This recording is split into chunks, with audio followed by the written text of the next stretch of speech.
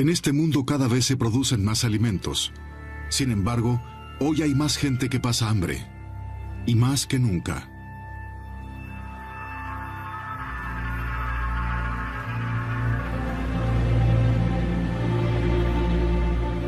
Según las Naciones Unidas, la agricultura mundial podría alimentar a 12.000 millones de personas. Sin embargo, cada 5 segundos, un niño muere de hambre.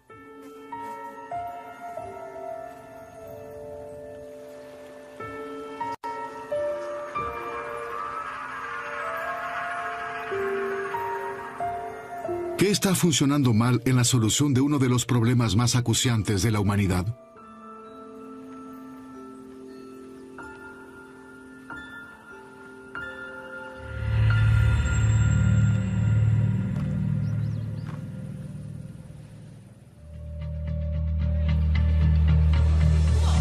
Este documental acompaña a David Sutz, el exsecretario de Estado de Economía del gobierno suizo, en la búsqueda de las circunstancias que rodean el problema del hambre.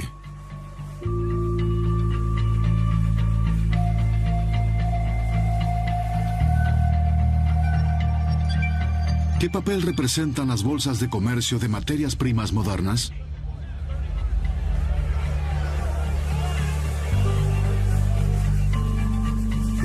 ¿Por qué la política internacional no puede hacer aparentemente nada para combatir el hambre?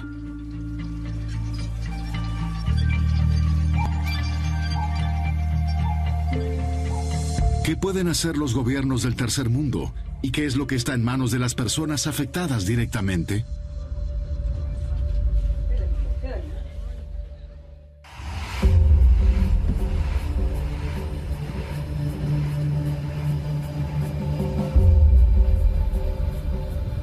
El viaje comienza en Roma. Aquí tienen su sede las grandes organizaciones internacionales que se dedican al problema del hambre. Cada año la FAO publica sus estadísticas y las cifras actuales son alarmantes. Más de 1.000 millones de personas están obligadas a pasar hambre. Y esto a pesar de que nuestra tierra, según la FAO, podría alimentar a cada uno de sus habitantes. En 2007, la subida de precios de los alimentos ha sido vertical. El resultado, 150 millones de personas hambrientas más. Durante este periodo de 3 años, hemos tenido 2 cosechas récord. La disponibilidad mundial de alimentos nunca fue un problema. El problema para la gente es comprar alimentos cuando los precios se duplican. El problema es que los precios más caros no han permitido a las personas comprar la suficiente cantidad de alimentos. La subida vertiginosa de los precios de alimentos constituye un problema central en la lucha contra el hambre del mundo. La pista lleva hasta Chicago. En esta ciudad se forman los precios para los principales alimentos básicos de nuestra tierra. Lo que Wall Street es para el comercio bursátil, la Bolsa de Comercio de Chicago, el Chicago Mercantile Exchange, es para el negocio con materias primas. Diariamente se negocian aquí arroz, maíz, trigo, azúcar o soja por cifras multimillonarias. El precio en el que se ponen de acuerdo los operadores bursátiles define si alguien en el otro extremo del mundo tendrá hoy algo para comer o no. Nos reunimos con Trey Canipa. Desde hace 14 años es operador bursátil en Chicago. Nos lleva por un mundo que pocos conocen, pero que a pesar de eso determina la vida de muchos. La mayor parte del comercio mundial con productos agrícolas pasa por los escritorios de la Bolsa de Chicago, y por lo tanto, esta plaza bursátil es la que tiene la última palabra.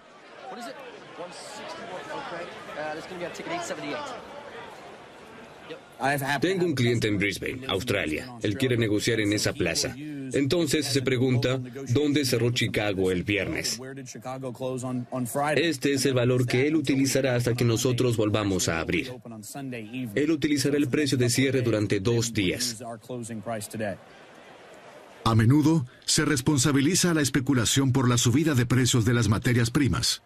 Sin embargo, el precio siempre será el resultado de diferentes opiniones de los partícipes del mercado.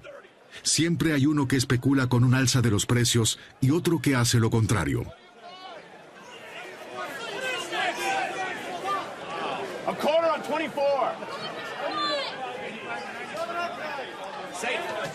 Hoy tuve en las manos un huevo de oro e hice con él una omelette. Podría haber hecho más dinero. Así funciona. Es parte del juego. En 2008 sucedió algo que no se había dado antes en esta forma. Los precios de todos los alimentos básicos subieron a máximos históricos, prácticamente de la noche a la mañana.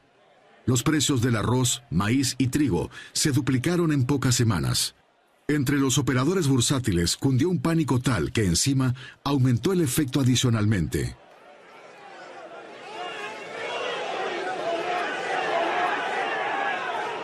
¿Qué había sucedido?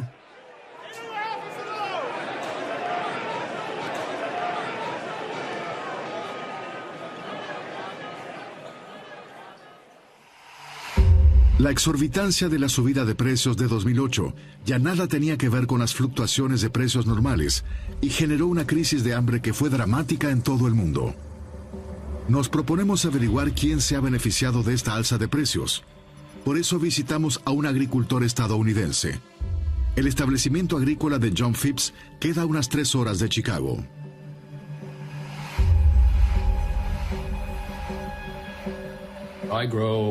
Solo cultivo maíz y soja, es decir, que hago lo que se llama cultivo industrial de granos.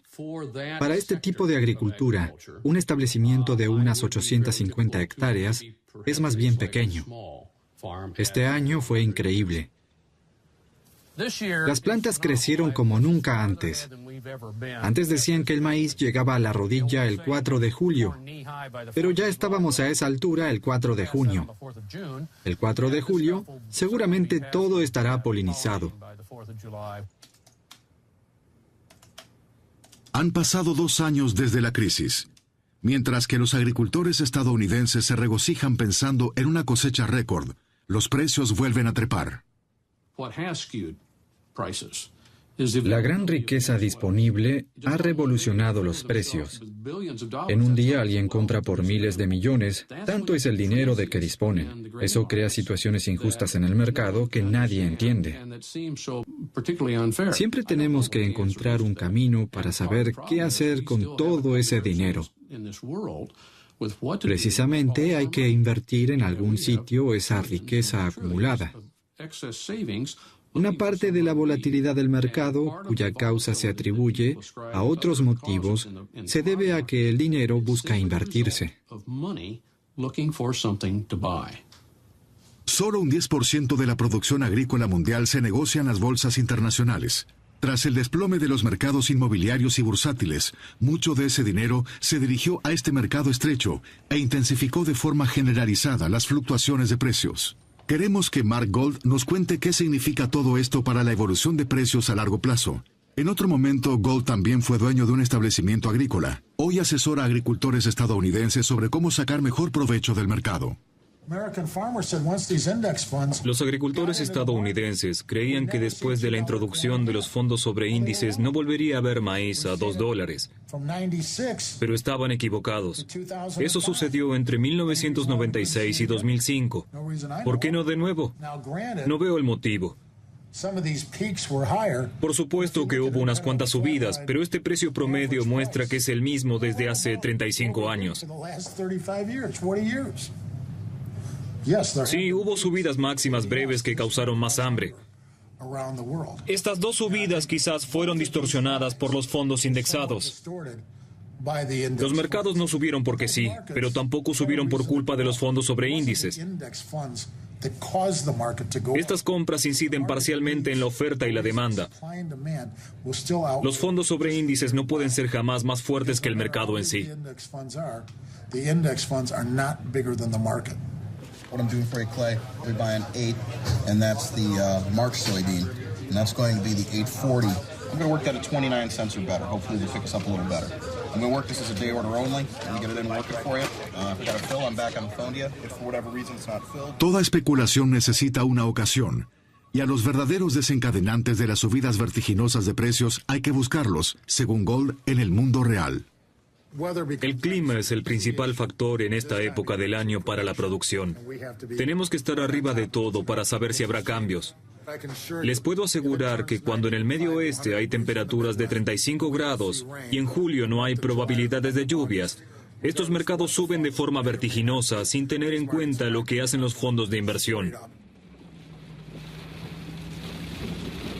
Independientemente de cuánto se pretenda especular en la bolsa, los fenómenos naturales y las catástrofes medioambientales son los verdaderos motores que impulsan los precios de las materias primas agrícolas, y la frecuencia e intensidad de estos fenómenos aumentan cada vez más. Eso estuvo muy cerca. Allá, en el lago mismo. Aunque no haya escasez de alimentos en el mundo, fenómenos locales pueden generar aumentos de precios en todo el mundo. Pero con mucha frecuencia la política también desempeña un papel.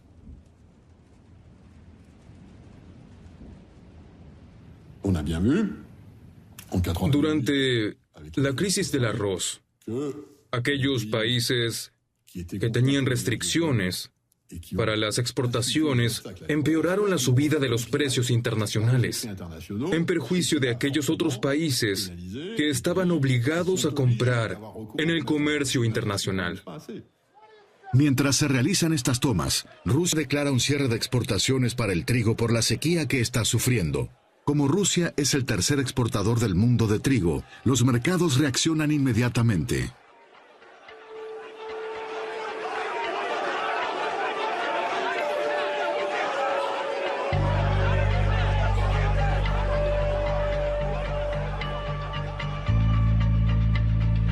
Las subidas de los precios de los alimentos constituyen un problema para aquellos países que tienen que importar sus alimentos básicos.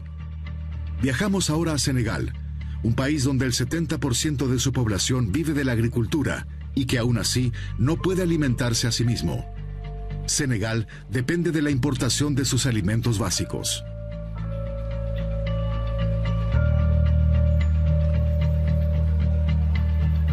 Semejante dependencia de la importación constituye un problema existencial para muchos países de África, si uno tiene en cuenta la evolución más reciente de los acontecimientos. Sin embargo, ¿cómo puede ser que un país en el que más de 2/3 de su población son agricultores dependa tanto de la importación de sus alimentos básicos? Las entidades de la conferencia de Bretton Woods nos obligaron en 1990 a dejar de invertir en el sector agrario y de educación por considerarlos improductivos. Un grave error. El 70% de la población vive en el campo y depende de la agricultura.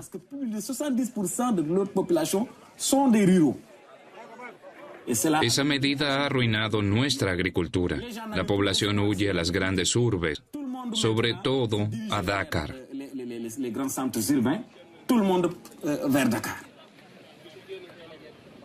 La producción ya no alcanza. Por eso, el arroz se importa por cifras millonarias.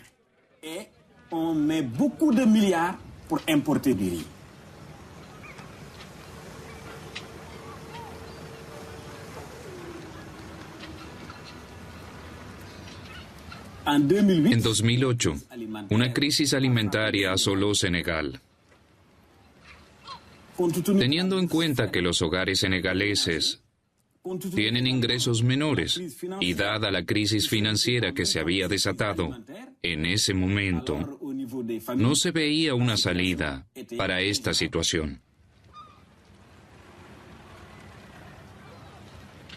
Antes, la mayoría de los países de África podía abastecerse a sí misma. La dependencia actual es, entre otros motivos, el resultado de influencias externas. En todos los países donde el Fondo Monetario Internacional obliga a seguir un programa de adaptación de estructuras por cuestiones de reestructuración de la deuda pública, es donde crece la pobreza. Senegal importa el 72% de su arroz y la mayoría de las tierras fértiles están ocupadas por plantaciones de maní. cuyos productos están destinados a la industria alimentaria de Francia, es decir, a la industria de aceite vegetal de Francia.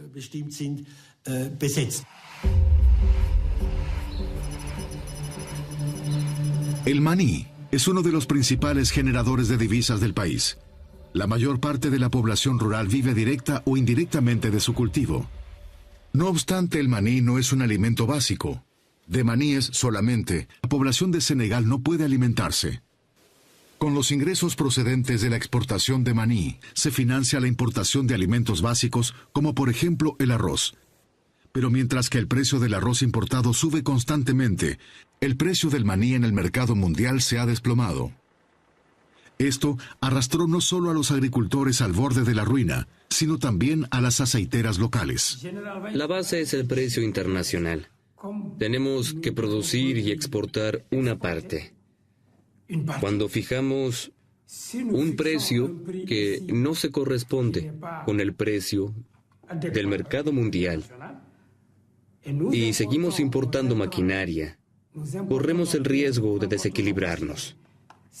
O bien ganamos mucho dinero a costa de los agricultores, o tenemos pérdidas porque hemos comprado a precios muy pero muy caros. Durante la crisis de 2008, el gobierno senegalés introdujo reformas agrarias, según las cuales el cultivo propio de alimentos básicos independizaría más al país de las importaciones. Sin embargo, los agricultores africanos deben imponerse a los competidores del extranjero. El año pasado, los estados industrializados han pagado a sus agricultores 349.000 millones de dólares en concepto de subvenciones por producción y exportación. Es decir, que hoy pueden comprar en cualquiera de los mercados africanos tomates, verduras, frutas, etc. De Portugal, Grecia, Alemania, a la mitad o a un tercio del precio del respectivo producto africano, del producto nacional. Y en unos kilómetros, el agricultor africano está 10 horas bajo el sol abrasador con su mujer y sus hijos, y no puede ganar lo mínimo para vivir.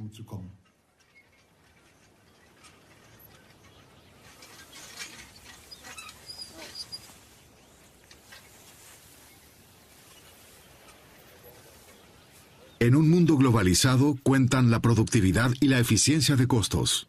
Los agricultores africanos enfrentan un enemigo ante el cual no tienen ninguna posibilidad.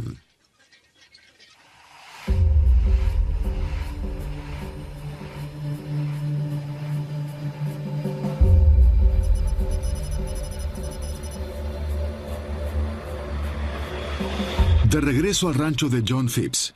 Su establecimiento agrícola es aproximadamente 500 veces más grande que un establecimiento medio en África. Aquí tienen. Esta es la cosechadora más grande que he tenido en mis 35 años de actividad agropecuaria, pero es la más pequeña que fabrica John Deere.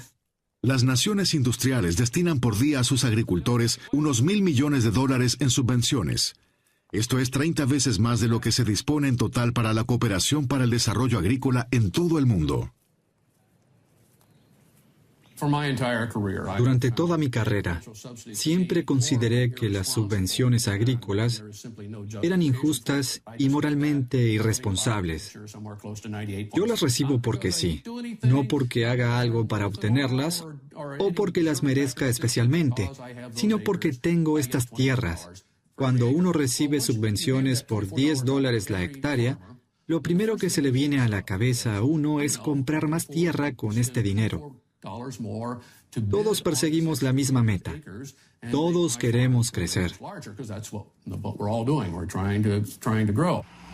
Al principio, las subvenciones estaban concebidas para asegurar financieramente a los agricultores. Hoy se utilizan como capital adicional de inversión. Se produce cada vez más y más. La sobreproducción es la consecuencia. Una gran parte de esta sobreproducción se exporta y termina inundando los mercados del tercer mundo. En Iowa nos encontramos con Tom Ute. Les voy a mostrar ahora nuestros establos de cerdos. Son 3. Cada corral tiene las dimensiones de 5 canchas de tenis y alberga 1.350 cerdos que se engordan con forraje. Tom también recibe anualmente subvenciones del gobierno estadounidense. No tiene ninguna importancia si él las necesita económicamente o no.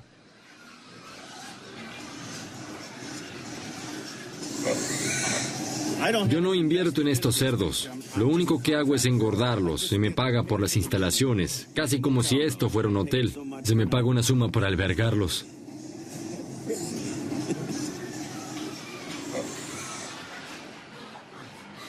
En este país se produce demasiado. Tener de más siempre es mejor que no tener. El excedente se podría destinar a otros países. ¿Se usan realmente los excedentes? ¿O en estas exportaciones de excedentes se esconden más bien intereses propios?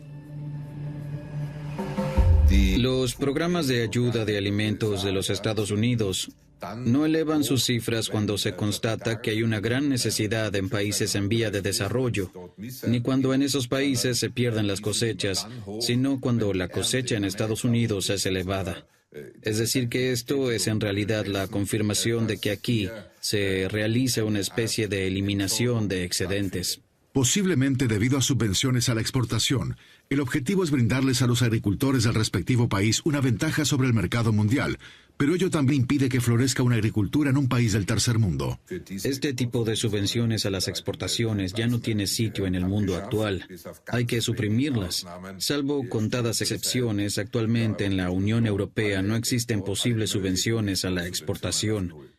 Europa está dispuesta a suprimirlas, pero exigimos que los demás estados industrializados también hagan lo mismo. Los establecimientos agropecuarios estadounidenses han crecido hace tiempo y hoy son pymes, empresas familiares que facturan millones. A pesar de ello, los gobiernos destinan año tras año miles de millones procedentes de impuestos al sector agrícola. La pregunta es, ¿por qué? Regresamos a Illinois, al Farm Bureau, la organización estadounidense que agrupa establecimientos agropecuarios. Las subvenciones anuales ascienden hoy a un promedio de 10.000 millones. Los agricultores de Estados Unidos saben cuánto reciben los agricultores de otros países. Como un nadador olímpico que dice, otros podrán llevar este traje de baño, pero yo no. Siempre quieren la herramienta más competitiva. Naturalmente también hay subvenciones lógicas. De los 360.000 millones que Occidente destina anualmente a la agricultura, una parte va a la conservación del ecosistema y del paisaje. El resto es dinero que probablemente podría invertirse mejor.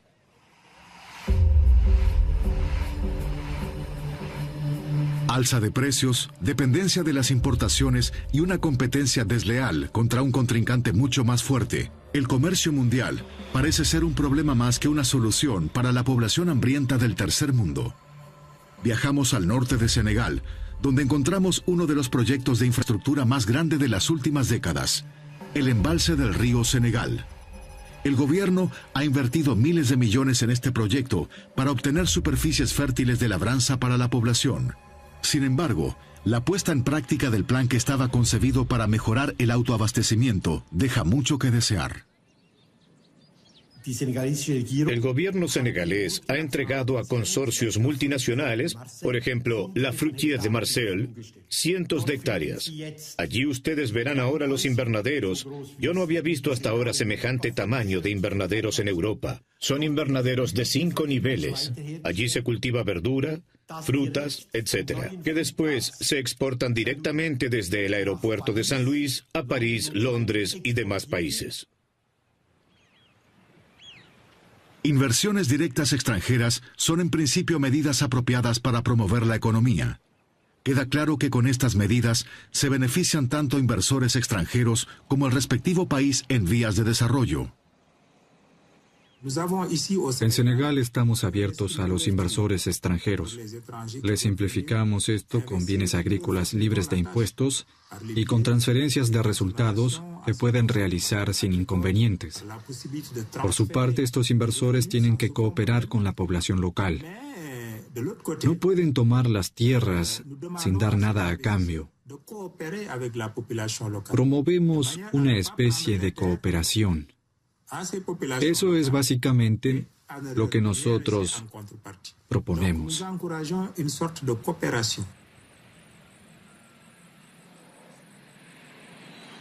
Buscamos indicios de tal cooperación, Pero esto parece ser más bien una convivencia. Junto a las casas senegalesas hay pueblos enteros de chinos.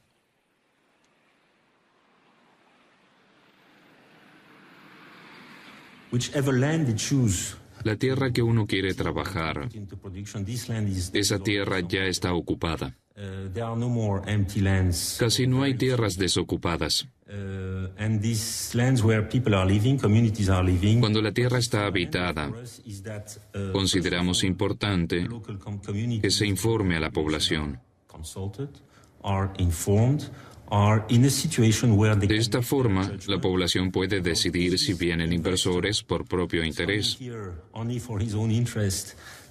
sin tener en cuenta qué pasará con los habitantes, o puede negociar con ellos. Esto está faltando, en nuestra opinión, aún hoy.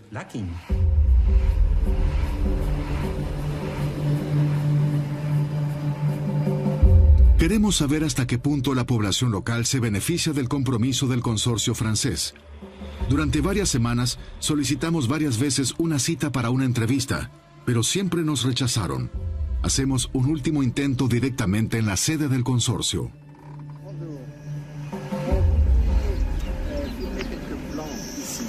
Nos gustaría visitar algunas plantaciones. Hemos solicitado ya la autorización. Pese a no tener esta autorización, quisiéramos hacer un intento.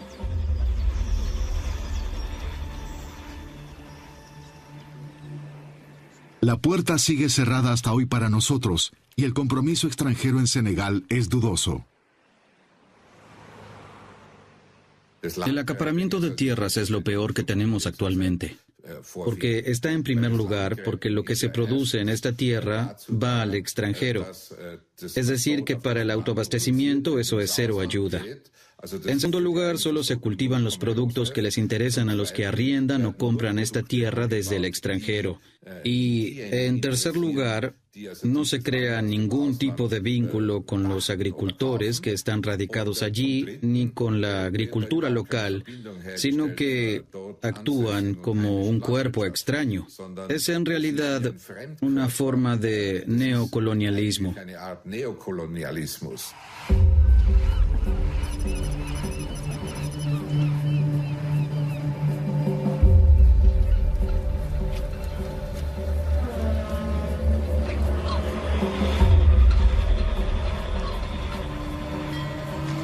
El interés por África parece ser grande, pero no tanto por sus problemas, sino por sus recursos. Y Senegal, por ejemplo, tiene para ofrecer muchísimo más que meras tierras fértiles.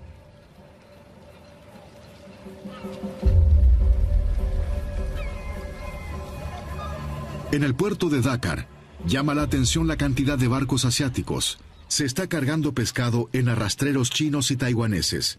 A pesar de contar con la autorización oficial para hacer el rodaje aquí, tenemos que suspender la filmación.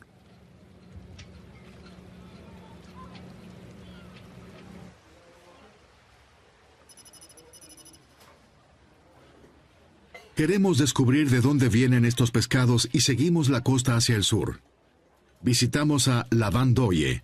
Ha trabajado aquí toda su vida como pescador.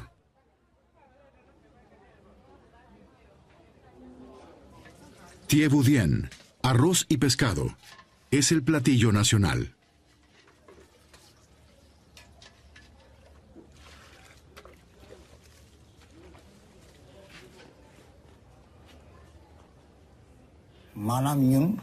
De lo que pescamos, nos quedamos solamente con lo que necesitamos para vivir. El resto lo vendemos. Lo vendemos para poder tener un techo. Nuestras vidas dependen día a día de lo que nos da el mar.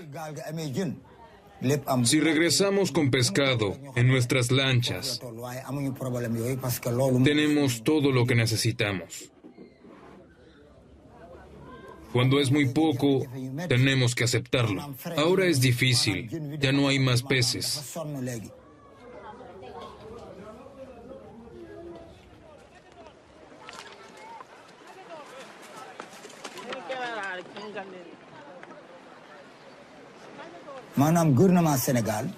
Nuestro gobierno reparte licencias a buques extranjeros que pescan en profundidades prohibidas. Han venido coreanos y blancos. Los barcos vienen de a dos y tienen redes de hasta 4 kilómetros de ancho. Arrasan con todo lo que encuentran en el medio. Se llevan lo que necesitan. El resto lo devuelven al mar. Eso es lo peor. Es una nueva forma de pesca. Los jaramungos caen en las redes. No sirven. Entonces terminan en la basura. No reconocen el daño que ya le están haciendo al mar.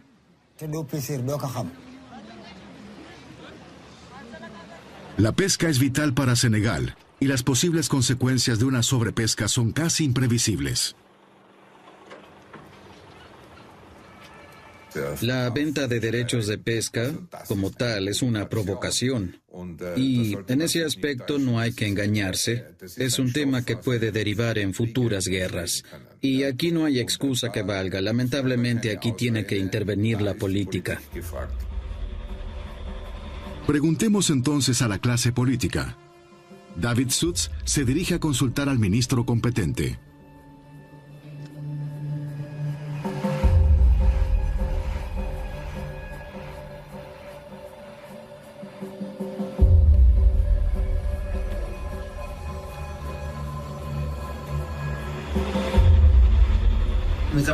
Hoy estuvimos en el puerto.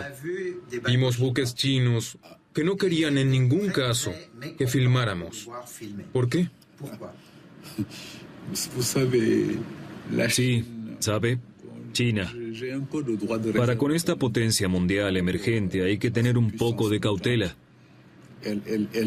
Está presente en todas partes, en todos los sectores económicos de África. No se sorprenda si alguna vez ve buques chinos en Senegal. Si hubiera ido en dirección al mercado o a la avenida del General de Gaulle, habría notado que también el comercio está en manos chinas. Están bien integrados. Hablan nuestros dialectos y también el francés. ¿Qué podemos hacer? Hay que cumplir las normas de la OMC. No se le puede prohibir a nadie comercializar en Senegal, ni a los chinos pescar. Mientras cumplan nuestras leyes y tengan las licencias de pesca correspondientes, no podemos hacer nada en su contra.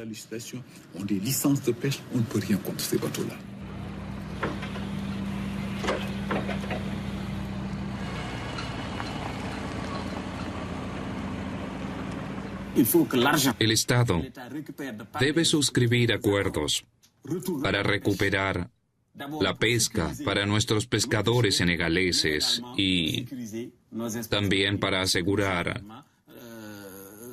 nuestra población de peces. Las personas tienen que tomar las riendas de sus propias cosas. Nos enteramos de que en un pueblo pequeño la población hace exactamente esto. En el sur de Senegal, a una media hora de la carretera asfaltada más cercana, hay un pueblo llamado Komodun. Los casi 300 habitantes viven del cultivo del maní y del mijo. No hay ni agua corriente ni electricidad. Durante los 3 meses de verano, la escasez de alimentos castiga al pueblo.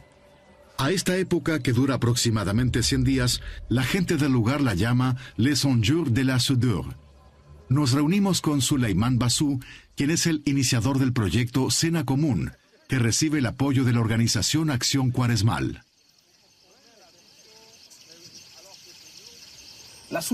Cuando se ha consumido toda la cosecha y la nueva todavía no está lista, nos encontramos en el periodo de transición. Es un periodo peligroso. Se pierde todo porque se ha empeñado todo lo que uno tiene.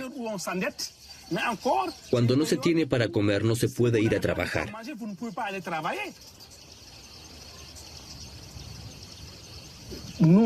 Las iniciativas locales fueron la mejor idea, pero estas funcionan solo junto a la población.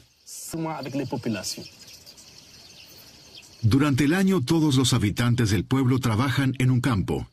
Cada familia hace su parte. Ellos son los que han trabajado, no yo. Ellos han labrado la tierra. La cosecha de este campo comunitario se almacena en un silo que nadie puede tocar antes de que comience la época de los 100 días. Comencé con este en 1997. Pero la gente estaba en contra, me querían matar. Decían, si él vive mucho tiempo, los proyectos cambiarán y no recibiremos más dinero. Iban a la mezquita a rezar y pedían que yo tuviera un accidente automovilístico. Unos años después, entraron en razón. Pero tu proyecto no nos da nada.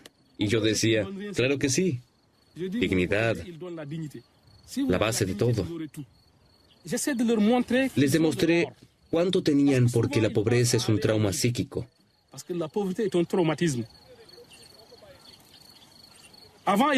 Pero, ¿quién nos da el dinero?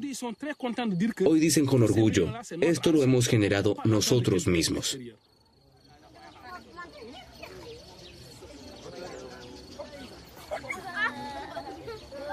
Creo que lo importante es el enfoque ascendente, como se dice ahora, es decir, desarrollar las cosas desde la base.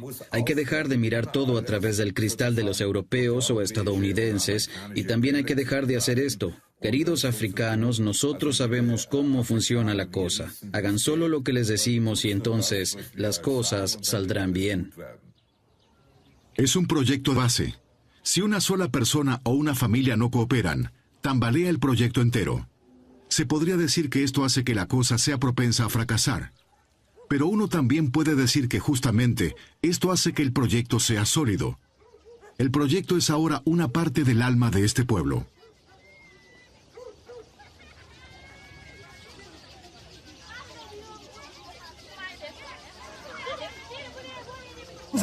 Tenemos un programa de alcance nacional. Son 12 regiones, 350 pueblos, y en los próximos 3 años serán 650 pueblos.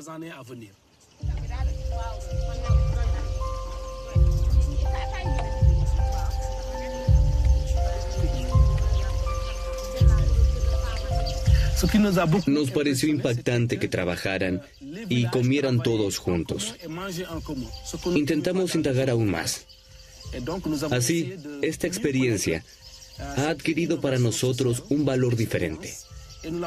Se come alternadamente en la casa de los vecinos. En cualquier otra parte. Solidaridad es cuando los ricos ayudan a los pobres. Aquí es solidaridad entre pares. Cada uno puede ayudar y beneficiarse de lo que han generado juntos. Se come recién cuando se ha puesto el sol. Es lo que exige la fe y la tradición. Los niños son los responsables de convocar a los 300 habitantes del pueblo. Los más pequeños de estos niños no recuerdan que haya habido un tiempo sin la cena común, y mucho menos haber tenido hambre.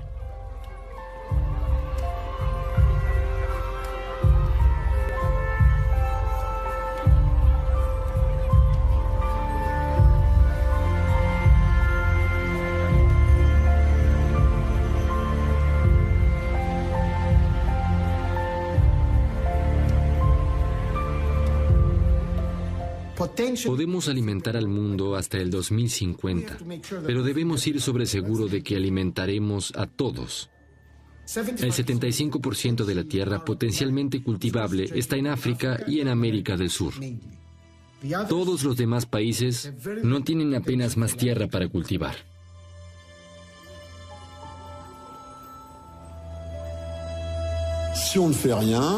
Si no emprendemos nada, los precios seguramente subirán. Los alimentos disponibles a buen precio se convertirán en un problema político. No es un asunto que se pueda ignorar.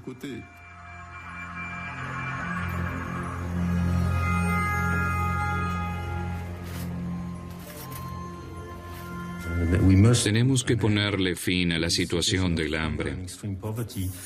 El único camino posible lleva a los agricultores de los países mismos y a las empresas internacionales que cumplen un papel importante en los países más pobres.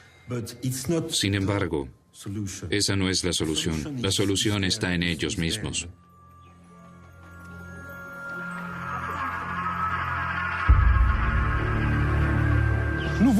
Nosotros queremos tener nuestra dignidad.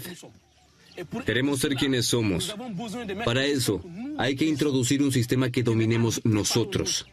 Si se nos dicta el sistema que debemos usar, nos perderemos en discusiones. Debemos respetar nuestra cultura.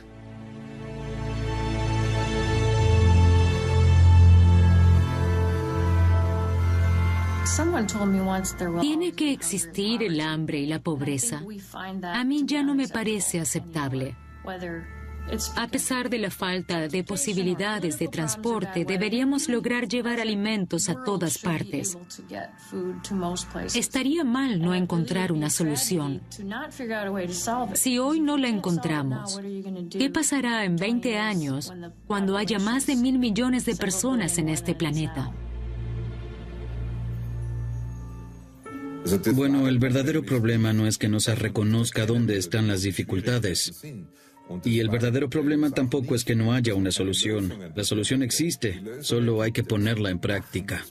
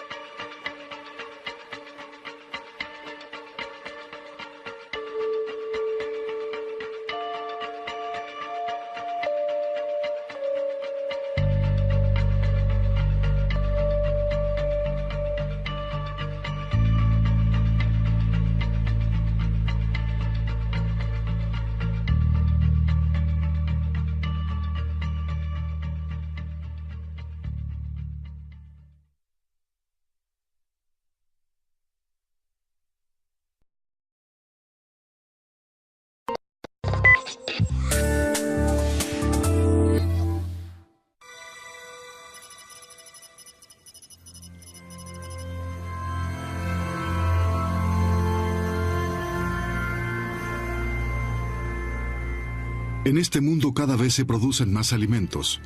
Sin embargo, hoy hay más gente que pasa hambre, y más que nunca.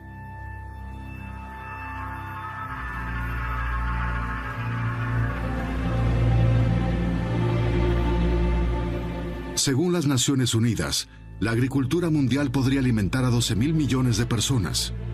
Sin embargo, cada 5 segundos, un niño muere de hambre.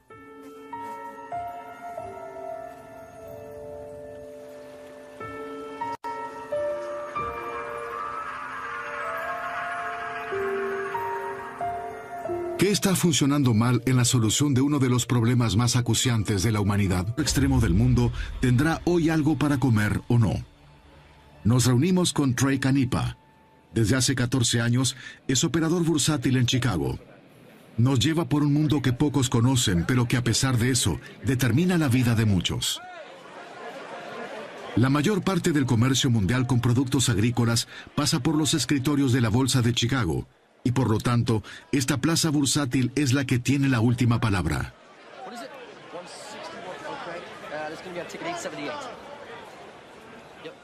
Tengo un cliente en Brisbane, Australia. Él quiere negociar en esa plaza. Entonces se pregunta, ¿dónde cerró Chicago el viernes? Este es el valor que él utilizará hasta que nosotros volvamos a abrir. Él utilizará el precio de cierre durante 2 días. A menudo se responsabiliza a la especulación por la subida de precios de las materias primas. Sin embargo, el precio siempre será el resultado. ¿Y qué es lo que está en manos de las personas afectadas directamente?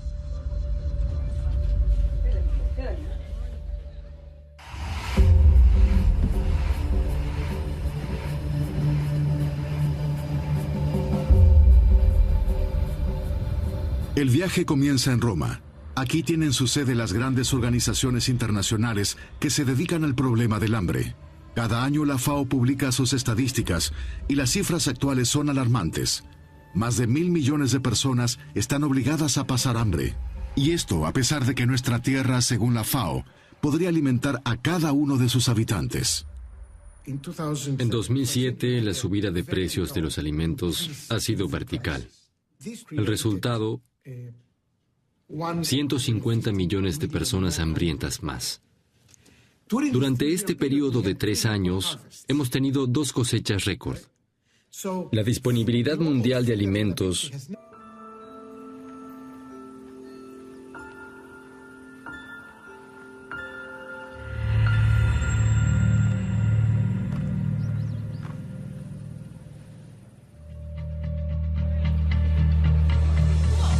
Este documental acompaña a David Sutz, el ex secretario de Estado de Economía del gobierno suizo, en la búsqueda de las circunstancias que rodean el problema del hambre.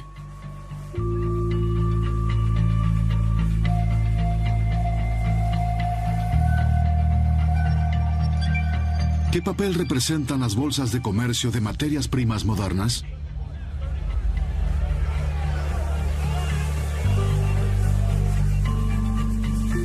¿Por qué la política internacional no puede hacer aparentemente nada para combatir el hambre?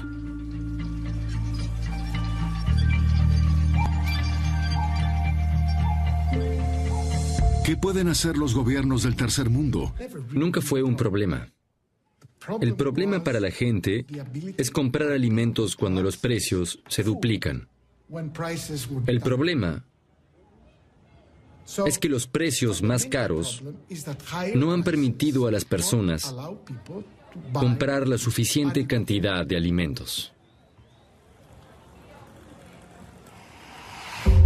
La subida vertiginosa de los precios de alimentos constituye un problema central en la lucha contra el hambre del mundo.